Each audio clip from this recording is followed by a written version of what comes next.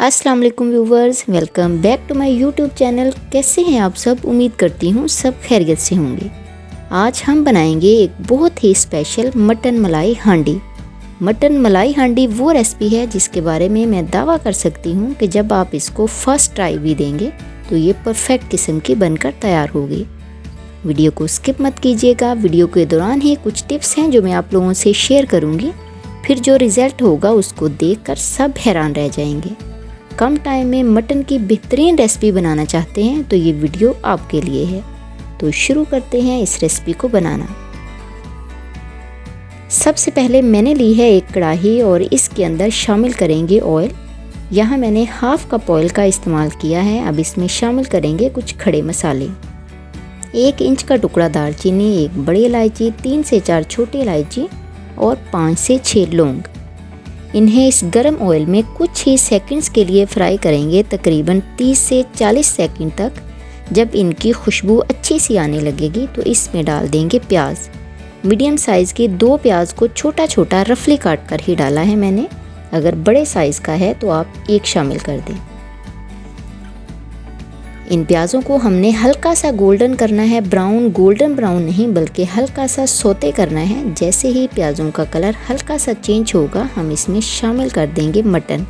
वज़न इसका 750 ग्राम है। आप चाहें तो बोनलेस वाला मटन भी ले सकते हैं, बोन वाला भी ले सकते हैं, लेकिन मैंने मिक्स लिया है जिसमें बोनलेस ज़्यादा है। क्योंकि हम मटन मलाई हांडी बना रहे हैं तो ये अच्छा ही तब लगता है अगर इसमें बोनलेस का इस्तेमाल ज़्यादा हो।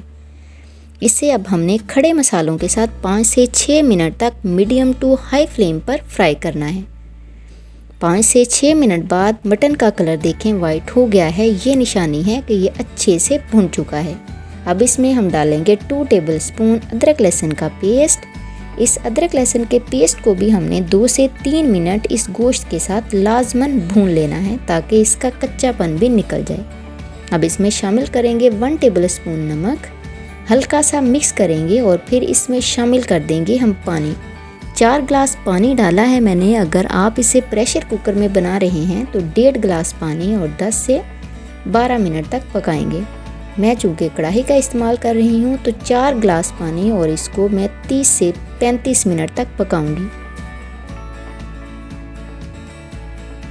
जब तक मटन पकता है हमारा तब तक मैं दही तैयार कर लेती हूँ। मैंने 1 कप दही को अच्छे से फेंट लिया है।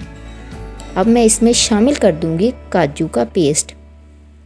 12 से 14 काजू लेके पानी में शामिल करके मैंने इसका पेस्ट बना लिया था, वो ऐड कर दूँगी। और फिर मैं इसमें शामिल कर दूँगी 1 टेबलस्पून हरी मिर्च का पेस्ट। अब इन तीनों चीज़ों को अच्छी तरह हमने मिक्स कर लेना है। आपने कोशिश यही करनी है कि जो दही का आप इस्तेमाल करें वो दही आपकी गाढ़ी होनी चाहिए, तभी आपकी रेसिपी अच्छी बनेगी। दूसरी तरफ आप मटन को भी पकते हुए 35 से 36 मिनट हो गए हैं। इसको भी चेक कर लेते हैं कि मटन हमारा गला है या नहीं।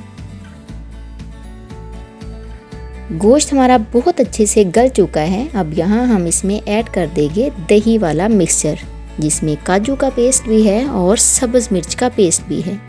इसे हमने अच्छे से मिक्स कर देना है और 1 से 2 मिनट के बाद इसमें हम शामिल करेंगे हाफ टी स्पून सफ़ेद मिर्च, हाफ टी स्पून काली मिर्च और 1 टेबलस्पून कसूरी मेथी डालकर अच्छी तरह मिक्स करेंगे।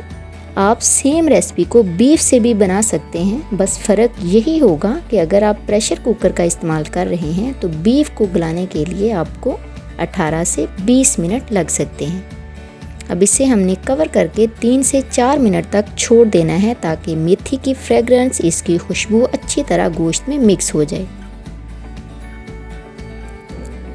5 मिनट बाद ढक्कन उठाएंगे। ये सिचुएशन है गोश्त की। ऑयल गोश्त से सेपरेट हो गया है, इट मीन कि गोश्त हमारा अच्छे से भुन चुका है। अब इस स्टेज पर हम डाल देंगे इसमें 1 टीस्पून धनिया और गरम मसाले का पाउडर।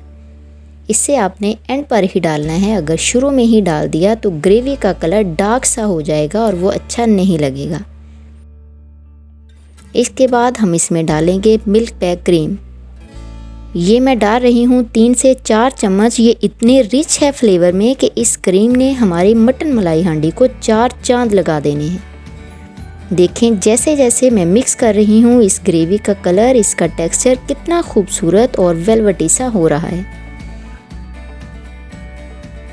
इसकी लुक देखें। जब आप इस तरह की मटन मलाई हांडी घर पर ही तैयार कर लेंगे तो आपको किसी भी बड़े रेस्टोरेंट जाने की ज़रूरत ही नहीं होगी।